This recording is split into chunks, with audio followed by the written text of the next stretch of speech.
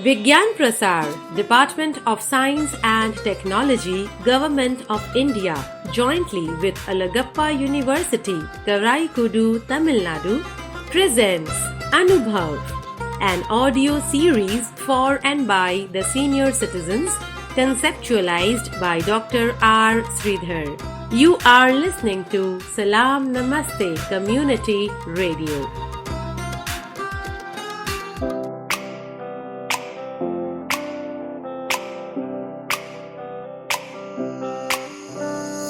नई नई नई ये बातें, नई है जानकारी, आ गई अब हमारी सीनियर्स की बारी। नई नई नई ये बातें, नई है जानकारी, आ गई अब हमारी सीनियर्स की बारी। इनके अनुभव से अपनी बदली दुनिया सारी, इनके अनुभव से अपनी बदली दुनिया सारी। टाटा टाटी नाना नानी करते बातें प्यारी। सुन लो तुम, समझ लो तुम, हाँ सुन लो तुम, समझ लो तुम, सुन लो तुम, समझ लो तुम, बात ये हमारी। खुश रखोगे इनको तो होगी खुशी तुम्हारी। नई बातें हैं ये देखो, नई जानकारी, आ गई अब हमारी सीनियर्स की बारी। किस्से कहानियां सेहत और विज्ञान की बातें, रेडियो कार्यक्रम अनुभव, सीनियर्स की बात सीनियर्स के साथ। विज्ञान प्रसार, विज्ञान और प्रौद्योगिकी विभाग, भारत सरकार एवं अलगप्पा विश्वविद्यालय, कराईकुडू, तमिलनाडु के संयुक्त तत्वावधान में प्रस्तुत करता है वरिष्ठ नागरिकों के लिए इन द्वारा ऑडियो श्रृंखला अनुभव, जिसकी रूपरेखा बनाई गई है डॉक्टर आर श्रीधर द्वारा। इस श्रृंखला में यह कार्यक्रम आप सुन रहे हैं सलाम नमस्ते सामुदायिक रेडियो पर। नमस्ते, मैं एक सीनियर सिटीजन हूँ। यह कार्यक्रम हमारे मेंटर वर्षा छाबरिया के मार्गदर्शन में प्रस्तुत किया गया है। सलाम नमस्ते के सभी कार्यकर्ताओं और सदस्यों को कंचन दीवान की प्यार भरी नमस्ते। अनुभव रेडियो कार्यक्रम की श्रृंखला में आज का विषय है विज्ञान की सबसे सुंदर कृति यानी आविष्कार। विज्ञान की सबसे सुंदर कृति जब हम कहते हैं तो हमें समझ आता है कि विज्ञान में बहुत से आविष्कार हुए हैं। विज्ञान का सीधा संबंध ज्ञान से है और हमें ज्ञान की प्राप्ति सर्वप्रथम हमें वेदों से होती है। तो विज्ञान उस समय भी था, हाँ, धीरे धीरे धीरे धीरे उन्नति करते हुए विज्ञान आज जिस जगह पहुंच गया है वो आप सबको मालूम है। क्योंकि विज्ञान एक विषय में नहीं है, भाषा विज्ञान है, रसायन विज्ञान, अंतरिक्ष विज्ञान, आयुर्विज्ञान, गणित विज्ञान, भौतिक विज्ञान, रसायन विज्ञान और संचार और प्रसार विज्ञान। यानी विद्या के हर क्षेत्र में, जानकारी के हर क्षेत्र में, ज्ञान के हर क्षेत्र में हमें विज्ञान की उन्नति प्रतीत होती है। हमें याद है जब हमारे पूर्वज बिजली न होने की वजह से मोमबत्ती जलाकर या उससे भी पहले पत्थर रगड़कर, पत्थर को रगड़कर वो लाइट, यानी लाइट को क्या कहेंगे, हाँ, प्रकाश उत्पन्न करते थे और उसी प्रकाश में सब काम करते थे। फिर धीरे धीरे धीरे धीरे जैसे माचिस का आविष्कार हुआ, मोमबत्ती आई, दिया आया, तो ये बढ़ते बढ़ते बढ़ते बिजली का आविष्कार हुआ। जब बिजली का आविष्कार हुआ तो लगता था कि वाह, विज्ञान ने क्या तरक्की की है, क्या उन्नति की है। और उन्नति करते करते आज बहुत से विषयों पर विज्ञान ने अपना कब्जा कर लिया है। लेकिन मैं ये कहूँगी कि सबसे ज़्यादा प्रभाव जो है विज्ञान के हर क्षेत्र में वो है इलेक्ट्रिसिटी का, यानी बिजली का। कोई भी क्षेत्र में, किसी भी क्षेत्र में उपलब्धि तभी हो सकती है जब हमारे पास बिजली हो। यानी अगर चिकित्सा विज्ञान में हम कुछ करना चाहें तो वहाँ पे भी डॉक्टर्स को बिजली की ज़रूरत पड़ती है। संचार और प्रसार में भी बिजली की, हर क्षेत्र में किसी न किसी फॉर्म में बिजली की ज़रूरत, आवश्यकता पड़ती है। चाहे सीनियर सिटीजन्स को चलने में असुविधा होने पर लिफ्ट भी चाहिए और एस्केलेटर भी चाहिए, लेकिन ये सब तभी संभव है जब हमारे पास बिजली उपलब्ध हो। तो मैं तो यही कहूँगी कि सब तरह का विज्ञान, हर क्षेत्र में हमने विज्ञान में उन्नति की है, लेकिन उन सब का आधार जो है वो है इलेक्ट्रिसिटी। नो डाउट अब बिना बिजली के भी बहुत सारे काम होते हैं, जैसे मोबाइल है, लैपटॉप है, बहुत सारी चीज़ें हैं जो कि बिना वायरलेस चीज़ें जो आ गई हैं। लेकिन इन सब के पीछे जो बेस है, जो आधार है, वो मुझे तो लगता है कि बिजली ही है। और हाँ, विज्ञान की उपलब्धियों के बारे में हम ये नहीं कह सकते कि ये उपलब्धि बहुत अच्छी है और ये सीनियर सिटीजन्स के लिए बहुत ज़रूरी है, क्योंकि सीनियर सिटीजन्स को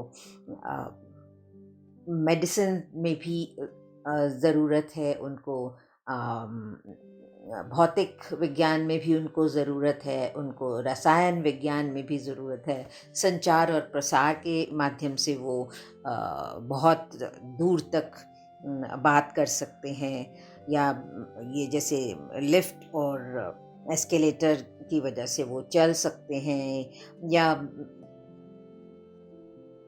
साइंस मेडिसिन के क्षेत्र में बहुत तरक्की की है विज्ञान ने, जैसे एक्सरेज, आँखों के ऑपरेशन, पेसमेकर हार्ट के लिए, बहुत सारी चीज़ें हैं, कुछ इनको गिनाना भी बहुत ही असंभव है। तो मैं यही कहूँगी कि भगवान हमें और भी, इंसान को और, हिंदुस्तानी को और ज्ञान दे, ताकि वो हर क्षेत्र में उन्नति करें और हमारा विज्ञान का क्षेत्र सीमित न रह जाए यहाँ तक जहाँ तक है, इससे भी और हमें उन्नति दिखाई दे। नमस्कार।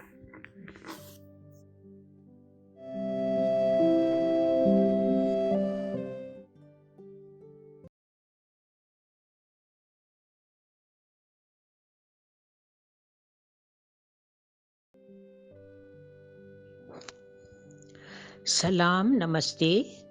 अनुभव के सामूहिक रेडियो कार्यक्रम के श्रोताओं को हमारा हार्दिक अभिनंदन। यह कार्यक्रम सीनियर सिटीजन यानी वरिष्ठ नागरिकों द्वारा उनके लिए उपयोगी विषयों पर प्रसारित होता है। आज का विषय है विज्ञान का महत्व दैनिक जीवन में, और बात करेंगे कुछ वैज्ञानिक उपलब्धियों की, या यूं कहें आविष्कारों की।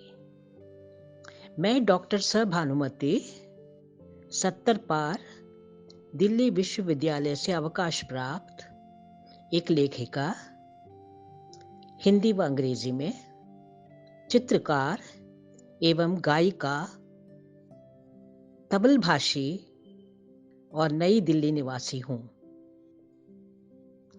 विषय वस्तु कुछ अधिक विस्तृत और रोचक है। किस आविष्कार को छोड़ें और किसको पकड़ें, एक दुविधा है। आज का कंप्यूटर युग उस पाषाण युग की देन है जो विकास की पौड़ियां चढ़ते चढ़ते प्रकृति के दास होने की अवस्था से उत्तरोत्तर प्रगति करके आज प्रकृति का बेताज बादशाह बन गया है। प्रकृति को गुलाम बनाने की प्रक्रिया में मनुष्य अपनी सीमाएं भूल बैठा है, जिसका जीता जागता प्रमाण हमारे सामने मौजूद है। बाढ़, भूचाल, दावाग्नि, ज्वालामुखी, उल्कापात, अनहोनी खगोलीय घटनाएं, अतिवृष्टि अनावृष्टि के साथ साथ विलुप्त होते हुए गाछ विरछ यानी पौधे और वृक्ष, पंछी प्राणियों की प्रजातियां, घटती वन संपदा, खनिज तेल कूप, अनमोल रत्न आदि भी यही प्रक्रिया प्रमाणित करते हैं कि प्रकृति और पुरुष के सामंजस्य की सीमाओं का उल्लंघन कितना अधिक विध्वंसकारी हो सकता है। आज हमारी ज्ञान विज्ञान से अर्जित उपलब्धियों की सीमा अंतहीन होती जा रही है। हम एक मामूली से मोबाइल फोन के जरिए महाभारत के संजय की माफिक ब्रह्मांड के किसी कोने में घटित होने वाली घटनाओं को चित्रपट पर देख, सुन और समझ सकते हैं। इतिहास गवाह है, सूर्य व ग्रहों की पूजा मनुष्य अपने स्वयं की रक्षा हेतु किया करते थे और आज भी करते हैं। वसंत ऋतु सदियों के बाद यह बताती है कि वह सर्दियों के बाद ही आती है। सर्वविदित है, ऋतु चक्र का ज्ञान सबसे पहला वैज्ञानिक आविष्कार माना जा सकता है, जो कि अनुभवों से अर्जित था। इसमें देवी देवताओं के कोप से बचकर चलना बहुत ही लाजमी होता था। तारों भरा आकाश पुजारियों का पंचांग होता था। प्रेक्षण करना, गणना करना, समझना और सरलीकृत करके निष्कर्ष निकालना किसी महान शोध कार्य से कदाचित कम नहीं था। यह सब आज वेदर फोरकास्ट यानी मौसम की भविष्यवाणी की तालिका बन गई है, क्योंकि यह कंप्यूटर युग है।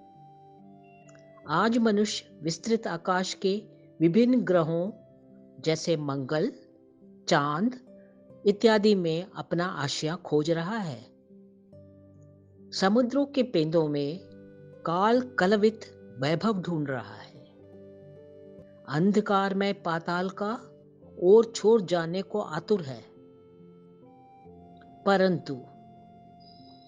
परंतु अपनी धरोहर, अपनी संपत्ति, अपना जड़ मूल, अपना अस्तित्व इस भूलोक में संरक्षित व सुरक्षित रख पाने में असमर्थ होता जा रहा है।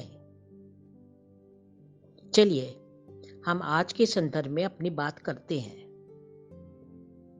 70 पार सीनियर सिटीजन्स इस उम्र में विज्ञान की विश्वव्यापी एवं नोबेल प्राइज को छूती ऊंचाइयों से कम और रोजमर्रा के जीवन को सरलीकृत कर श्रेष्ठ बनाकर समय सम्यक एवं अनुकूल, कम खर्च और अधिक लाभ वाली सुविधाओं को ही वरदान समझते हैं।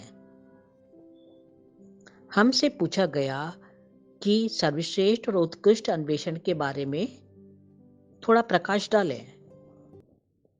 हम एक रसायन शास्त्र के प्रोफेसर रह चुके हैं और 40 से अधिक बरस तक हमने इस विषय पर बहुत कुछ काम किया है।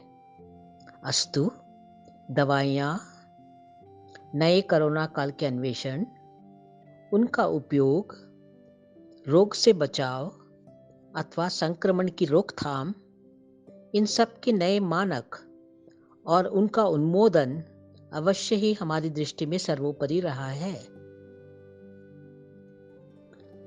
लेकिन अब जो हम बताना चाह रहे हैं वह नितांत आवश्यक और स्व अनुभूत सत्य है। हर वरिष्ठ नागरिक के जीवन में जिसे दरकिरार नहीं किया जा सकता है। हाँ, हम अपने किचन में प्रतिदिन उपयोग में आने वाले 5 ऐसे आविष्कारों की बात करेंगे जो अत्यंत लघु और बहुत ही मामूली लगते हैं, परंतु बहुत ही उन्नत उपलब्धियां हैं। किसकी? विज्ञान की। चलिए, सबसे पहले हम गैस की बात करते हैं, उसके बाद गैस लाइटर की, फिर प्रेशर कुकर की, फिर मिक्सी की और अंत में फ्रिज की। दूर क्यों जाएं? हमारे उम्र के अधिकतर लोगों ने ईंधन लकड़ी, कोयले की अंगीठी या फिर मिट्टी के तेल पर जलने वाले स्टोव में पका खाना सालों साल तक खाया है। गांव में तो गोबर के उपले यानी कंडे, कोयला चूरे के मिश्रित गोले और कभी कभी तो टहनी सूखी पत्तियों पर भी रोटियां सेक ली जाया करती थी और लोग उसका भोजन खाते थे। गैस जब से ईंधन बनी, आंख सांस दोनों को धुएं से निजात मिली। अक्सर आग जलाने वाली माचिस नमी पकड़कर धोखा दे जाती है। अभी हाल ही में हमारा गैस लाइटर जवाब दे गया और आधी डिब्बी माचिस की असफल प्रयत्नों के कारण खाली हो गई। अस्तु गैस लाइटर के आविष्कार का महत्व समझ में आया। हो ना हो, यह बहुत ही उत्तम आविष्कार रहा है। आज 29/11/21 एक न्यूज आइटम के अनुसार जापान में सारे माइक्रोवेव ओवन पर पूर्ण प्रतिबंध लग गया है। कारण क्या है? कारण हानिकारक स्वास्थ्य नाशक तरंगों द्वारा पकाया गया खाना निष्कासित माना गया है। हमें याद है जब हम छोटे थे और प्रेशर कुकर वगैरह नहीं होते थे, माँ एक बड़े बर्तन के पानी को भाप का जरिया बनाकर उसके अंदर छोटे बर्तनों में अलग अलग चावल, दाल, सब्जियां आदि आज के कुकर की ही तरह पकाती थी। हम आज भी इस बात को याद करते हैं और माँ की भूरी भूरी प्रशंसा करते हैं। हाँ, समय अवश्य अधिक लगता था क्योंकि वहां प्रेशर का कॉन्सेप्ट नहीं था, यानी दबाव में ये सब नहीं पकते थे। सिलबट्टे को सलाम करके मिक्सी में मसालों आदि को पीस लेना वक्त, मेहनत और सहूलियत का बेजोड़ नमूना है। फ्रिज यानी शीत पेटी की उपयोगिता तो सर्वविदित है ही। आपने शायद कुछ उन्नत आविष्कारों की उम्मीद की होगी, परंतु क्या आप हमारे बताए गए 5 में से किसी एक भी पॉइंट को कम महत्वपूर्ण समझ पाएंगे या कम महत्व दे पाएंगे? कतई नहीं। आज के लिए बस इतना ही। दोबारा फिर मिलेंगे। धन्यवाद। नमस्ते। तो आज के लिए इतना ही, बाकी फिर तो नमस्कार। अपना ध्यान रखिए। Vigyan Prasar, Department of Science and Technology, Government of India, jointly with Alagappa University, Karaikudu, Tamil Nadu, presents Anubhav, an audio series for and by the senior citizens, conceptualized by Dr. R. Sridhar. You are listening to Salam Namaste Community Radio.